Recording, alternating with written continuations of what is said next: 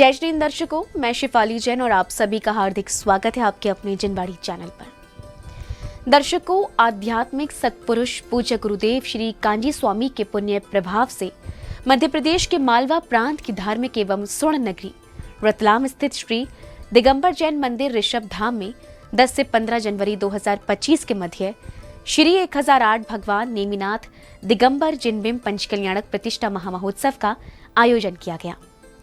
इस भव्य कार्यक्रम में स्थानीय श्रद्धालुओं के अलावा दूर दराज से पधारे जिनेंद्र भक्तों ने भी समस्त मांगलिक क्रियाओं में सहर्ष सहभागिता कर धर्म लाभ अर्जित किया।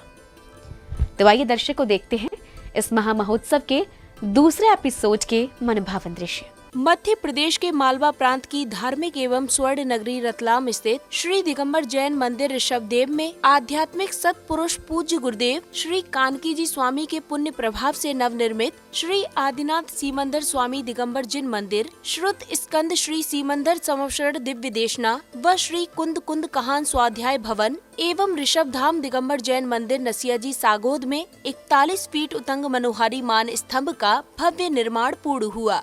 10 से 15 जनवरी 2025 तक इन्हीं पावन धामों की प्राण प्रतिष्ठा के निमित्त श्री 1008 भगवान नेमिनाथ दिगंबर जिनबिंब पंचकल्याणक प्रतिष्ठा महामहोत्सव का आयोजन किया गया।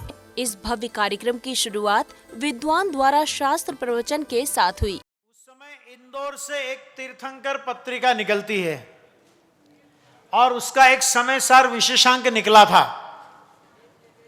उसमें ब्रह्मचारी हरिभाई का एक लेख था कि पूज्य गुरुदेव श्री के साथ बैठकर हमने इस ग्रंथ का 100 बार आद्योपांत वांचन किया है। वांचन की बात कर रहा हूं, प्रवचन नहीं। 100 बार वांचन किया है और अभी भी हमारी इस ग्रंथ का वांचन करने की, इस ग्रंथ को पढ़ने की लालसा समाप्त नहीं हुई। आप सोचो कि 100 बार तो गुरुदेव ने हरिभाई के साथ में इस ग्रंथ, हरिभाई और गुरुदेव इन लोगों ने मिलकर के वांचन करते थे। 19 बार प्रवचन किए और कितनी बार गुरुदेव ने अंतर्मुख होकर के स्वयं इस ग्रंथ का स्वाध्याय किया होगा, ये तो हमारे विचार का विषय है। विक्रम संवत 1978 ऐसी कोई धन्य घड़ी थी, आज से 102 वर्ष पहले का आचार्य कुंद कुंद का ये महान परमागम दामोदर सेठ, दामनगर के उस जमाने के बहुत बड़े सेठ थे। उन्होंने ये समय सार ग्रंथ, उस समय पूज्य गुरुदेव श्री स्थानकवासी संप्रदाय के साधु थे और उनको ये ग्रंथ पढ़ने के लिए दिया, अर्पण किया। गुरुदेव ने 2-4 पन्ने पलटे और उस सेठ जी से कहा, सेठ यह तो अशरीरी होने का शास्त्र है। अब शुरू हुआ गर्भ कल्याणक प्रसंग, जिसमें सौधर्म इंद्र के आदेश पर स्वर्ग से आई अष्ट देवियां माता की सेवा में लग जाती हैं। रात्रि के चौथे पहर में माता शिवा देवी को 16 स्वप्न दिखाई देते हैं। मनोहर शब्द बोले बंद पवन चलाते, चौर है भगवान सुमिरत वे प्रफुल्लित गाते हैं। बाजे बजे रमणीक माता गीत मंगल हो रहे। जाग जाती है।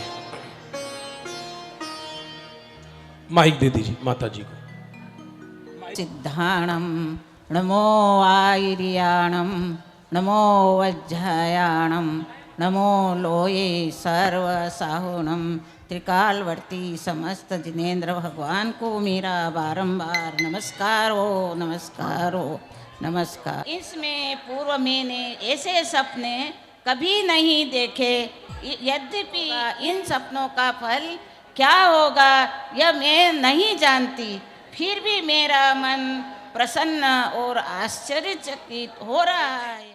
अगली कड़ी में महाराजा समुद्र विजय माता शिवा देवी के साथ राजसभा में उपस्थित हैं और इंद्रगणों की जिज्ञासाओं का समाधान कर रहे हैं। तभी अचानक माता शिवा देवी के अपने स्वप्न के विषय में पूछने पर महाराजा समुद्र विजय 9 माह बाद प्रभु के अवतरण की जानकारी देते हैं, जिससे शौरीपुर में प्रसन्नता की लहर दौड़ जाती है। आज तुमने विश्व में नारी जाति का मस्तक ऊंचा कर दिया है। भरत क्षेत्र के 24वें तीर्थंकरों की श्रृंखला में तुम्हारे कुक्षी से 22वें तीर्थंकर अवतरित हो चुके हैं।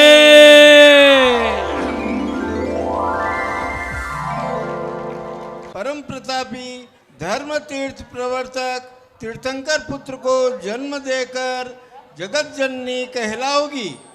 हे प्रिय, तुमने जो स्वप्न देखे हैं वे सभी तुम्हारे पुत्र के गुणों का परिचय देते हैं। तुम्हारा पुत्र हाथी के समान बलवान, बैल के समान कर्मठ और सिंह के समान प्रतापी, अनंत चतुष्टय रूपी लक्ष्मी से युक्त, पुष्प जैसा सुकोमल, चंद्रमा जैसा शीतल तथा सूर्य के समान अज्ञान अंधकार का नाशक होगा। हे प्रिय, मुख में प्रवेश करते हुए वृषभ से यह ज्ञात होता है कि तुम्हारे गर्भ में प्रथम तीर्थंकर का जीव प्रविष्ट हो चुका है। इसी प्रसन्नता भरे वातावरण में स्वर्ग से आए धनपति कुबेर शौरीपुर नगरी में रत्न वृष्टि करते हैं। रतन की वर्षा धनपति करते हर्षा हर्षा, धनपति करते हर्षा हर्षा, धनपति करते हर्षा हर्षा, धनपति करते हर्षा हर्षा। हो रही जय जयकार रे, हो रही जय जयकार रे। यह तत्व चर्चा सुनकर मेरा मन अंतर्मुख होता जा रहा है। अंतर्मुख होने की कला सिखाने वाले ऐसे 22वें तीर्थंकर माता शिवा देवी के घर में अवतरित हो चुके हैं। हे प्रिय, यह सब महिमा जड़ रत्नों की नहीं, यह तो तीर्थंकर के चैतन्य रत्न का कमाल है। सच तो यह है कि सूर्यपुरी नगरी में हमारे द्वारा बरसाए हुए रत्नों को कोई उठाने वाला नहीं है। यह सब तीर्थंकर के अतिशय वो तत्व का ही प्रताप है। अगले क्रम में श्रावक श्राविकाओं ने मंत्रोच्चारण के मध्य गर्भ कल्याणक पूजन कर प्रभु को अष्टद्रव्य अर्पित किए। गर्भ कल्याण प्राप्त अत्र तिष्ठत तिष्ठत कारक। ओम ह्रीं श्री चतुर्विंशति तीर्थंकरा गर्भ कल्याण प्राप्त अत्र मम सन्निहितानि भवत् भवत् वशट वशट पुष्पांजलि। ओम ह्रीं श्री चतुर्विंशति तीर्थंकरेभ्य गर्भ कल्याण प्राप्तेभ्य संसार का विनाशनाय चंदनं निर्वपामि स्वाहा। ओम ह्रीं श्री चतुर्विंशति तीर्थंकरेभ्य गर्भ कल्याण प्राप्तेभ्य अक्षय पद प्राप्तये शतानि निर्वपामि स्वाहा। ओम ह्रीं श्री चतुर्विंशति तीर्थंकरेभ्य गर्भ कल्याण प्राप्तेभ्य शतानि विनाशनाय तेभ्य निर्वपामि स्वाहा। ओम ह्रीं श्री चतुर्विंशति तीर्थंकरेभ्य गर्भ कल्याण प्राप्तेभ्य माता विनाशनाय निर्वपामि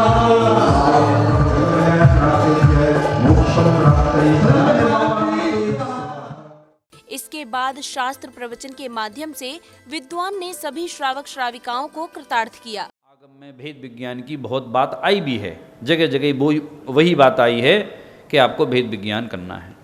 पर सबसे बड़ा प्रश्न खड़ा होता है कि लिखा तो है कि भेद विज्ञान करना है, पर भेद विज्ञान होता क्या है, करे कैसे? हमारे बस का तो है नहीं। किसी ने पूर्व में किया कि नहीं किया, हम कैसे करेंगे? तुम उसको ऐसे कहें कि संसार के दुख का अभाव कैसे हो, तो संवर अधिकार में कहा कि संसार के दुख का अधिकार संवर से होगा। तो शिष्य ने प्रश्न किया कि संवर कैसे होगा? तो उन्होंने कहा कि मोह राग देश आदि भावों के अभाव से द्रव्य कर्म और भाव कर्मों का नाश होगा, और द्रव्य कर्म और भाव कर्मों के नाश से नौ कर्म का नाश होगा, और नौ कर्म के नाश का अर्थ है कि शरीर का नाश होगा, और शरीर का नाश होगा अर्थात संसार का अभाव हो गया। बस इतनी सी बात कहिए। वो बात उन्होंने सशक्तता में 190, 91, 92 नंबर की गाथा में कहा है कि संबर के कारण क्या हैं। तो आचार्य कुंद देव ने तो संबर के कारण बताए कि जिसके मिथ्यात्व, अज्ञान, अविरति और योग ये छूट जाते हैं तो कहा कि वे संबर के कारण हैं। पर आचार्य अमृतचंद्र देव ने ये बताया कि ये संसार के भी कारण हैं और इनके अभाव से संबर होता है। कि साहब हम बहुत सरल शब्दों में पूछते हैं कि हमें भेद विज्ञान का प्रारंभ करना है, हम कहाँ से करें। ये बड़े बड़े शब्द हैं, मिथ्यात्व है, अविरति है, कषाय है, योग है, अनंतानुबंधी है, ये तो हमें समझ में नहीं आते साहब। इतना टेक्निकल प्रश्न हमें तो 2 लाइन समझ में आती हैं पाटनी जी। कौन सी? कि दुख किस कारण से है वो बता दो और हम सुखी कैसे हो सकते हैं वो बता दो। अब समय आया भव्य घट यात्रा का। जैन उपासकों ने सब परिवार बैंड बाजों के साथ नगर के प्रमुख मार्गों से होते हुए भव्य वेदी शुद्धि घट यात्रा निकाली, जिसमें भव्य रथों पर सवार पुण्यशाली परिवार, मंगल कलश लिए श्राविकाएं और धर्म ध्वजा लिए श्रावक हर्षोल्लास के साथ गंतव्य स्थल की ओर रवाना हुए।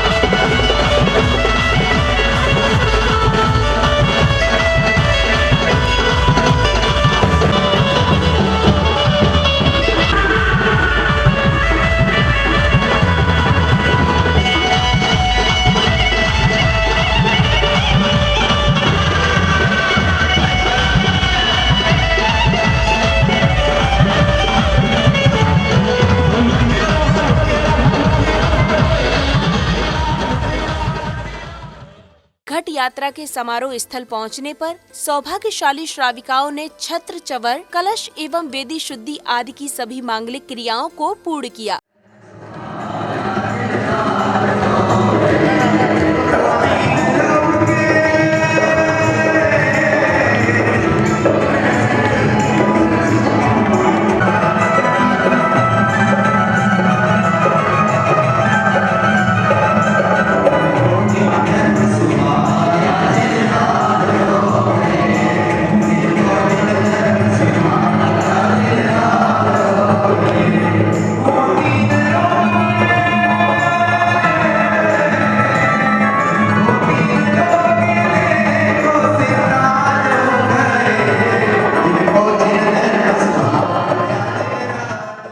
कार्यक्रम के मध्य श्री मनीष कुमार जैन, एसडीएम रतलाम एवं श्री दीपक राज जी जैन सहित अन्य समिति पदाधिकारियों ने आयोजन के विषय में जानकारी देते हुए अपने विचार व्यक्त किए। और जहाँ पर 10 जनवरी से 15 जनवरी तक श्री नेमिनाथ दिगंबर जिनबिंब पंचकल्याणक महोत्सव चल रहा है। आज हमारा द्वितीय दिवस है गर्भ कल्याणक का। हमने वेदी शुद्धि किया और इस अवसर पर रतलाम के एसडीएम महोदय श्री जैन साहब हमारे साथ हैं। मैं आपसे निवेदन करूंगा कि इस मंगल में प्रसंग पर अपनी और जिला प्रशासन की ओर से शुभकामनाएँ देने का कष्ट करें। 2 राज्यों के गवर्नर, राजस्थान और कर्नाटक के गवर्नर महोदय कल यहाँ पे इस कार्यक्रम में सम्मिलित होंगे। उसी संदर्भ में जिला प्रशासन की तरफ से निरीक्षण था। जो भी हमारी यहाँ पंचकल्याणक समिति है उनका कार्यक्रम और उन्होंने जो व्यवस्था की है, जितने भी इसमें पार्टिसिपेट किया है, जिन्होंने इसमें भागीदारी निभाई है, सबको बहुत बहुत साधुवाद। मैं हमारे यहाँ पधारे सभी मेहमानों का बहुत बहुत हार्दिक स्वागत करता हूँ, अभिनंदन करता हूँ। बरसों से देखा हुआ सपना आज सच होता हुआ देखकर बहुत प्रसन्नता हो रही है। पीढ़ियों का सपना था कि एक नया मंदिर बने, विशाल मंदिर बना है सभी के सहयोग से और भव्य पंचकल्याणक रतलाम में चल रहा है। आप सभी यहाँ पधारे हैं, आप सभी का स्वागत है, सादर आमंत्रित हैं। और एक भव्य मान स्तंभ की यहाँ पे स्थापना हुई है रतलाम शहर में, जो रतलाम जिले में एकमात्र मान स्तंभ है। अगले क्रम में गर्भ कल्याणक प्रसंगानुसार माता शिवा देवी से अष्ट कुमारियों द्वारा तत्व चर्चा की जाती है। मोक्ष मार्ग में गमन करने के लिए प्राणियों को पाथेय क्या है? मोक्ष मार्ग में गमन करने के लिए सभी भव्य जीवों को रत्न त्रय रूपी धर्म ही पाथेय है, अर्थात नाश्ता है। हे माता, हमें किससे सावधान रहना चाहिए? दुष्ट पुरुष चाहे कितना भी सरल मिष्टभाषी क्यों न हो, किंतु मिष्ट क्यों न हो, उनसे सावधान रहना चाहिए। हे माता, इस संसार में अति निंदनीय क्या है?